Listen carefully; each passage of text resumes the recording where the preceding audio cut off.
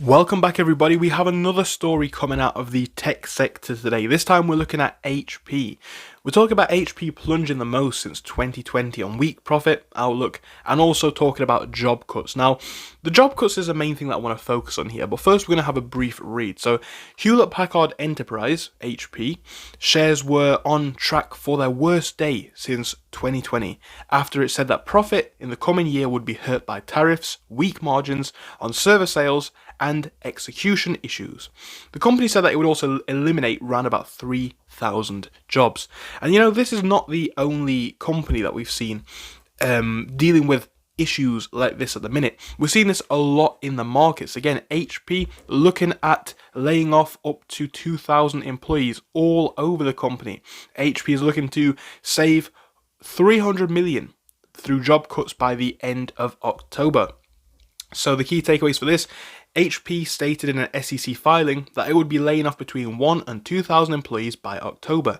HP's most recent earnings show that the company made $13.5 billion in net revenue in its 2025 fiscal first quarter, and that's up 2.4% year over year. So it's interesting because what we're seeing here with a lot of companies, and a lot of the companies that we are looking at, is just consistent job cuts. And we're hearing a lot of this I suppose you could say language around stuff like resurfacing, rebalancing, restructuring, all of these different terms. And the reality of the jobs market today, especially for the professional sectors like tech, for example, like what we're looking at here, we're coming to a point now where a lot of people were hired, but these companies now are looking to maximize profits. The economy is arguably in an interesting position, especially the US economy with tariffs. And HP in this instance saying that these cuts could help them to reduce spending by 300 million per year. So, or 300 million perhaps overall. So, the interesting thing here is, this is what we're going to be seeing more and more. And then you contrast this with perhaps what we saw a couple of years ago, with what we see in the jobs market now. Young professionals are finding it very, very difficult to find jobs. It's just one that we've looked at several times, but MBA graduates from top schools having difficulty finding jobs, layoffs happening all over the tech sector, and not just the tech sector, public services and a lot of other professional sectors.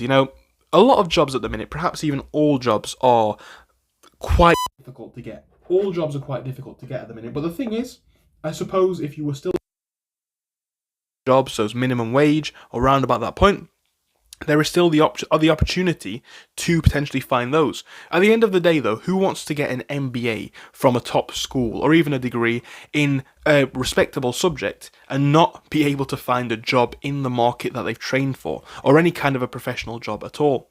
So it's a really interesting and perhaps slightly worrying thing that we're seeing here. And I think as AI starts to come in more and more, and as these companies become more and more, you could say, profit conscious, revenue conscious, and focus on all of these things in today's challenging economic climate, it's very, very likely that we're just going to see more and more of these stories coming out. So what do you think we are talking about here? What do you think this is going to present for the near future, for the long-term future? Again, for a lot of people coming out of university or college now, it is a very, very troubling time. They've got these very expensive degrees that they've been told are going to get them somewhere, but now they're realizing in today's economy, in today's market, it's very, very difficult to get a job in this field or any big professional field at the minute. A truly worrying trend that we're seeing, but it's something worth speaking about. Let me know your thoughts on this in the comment section. I just wanted to bring this news to you today.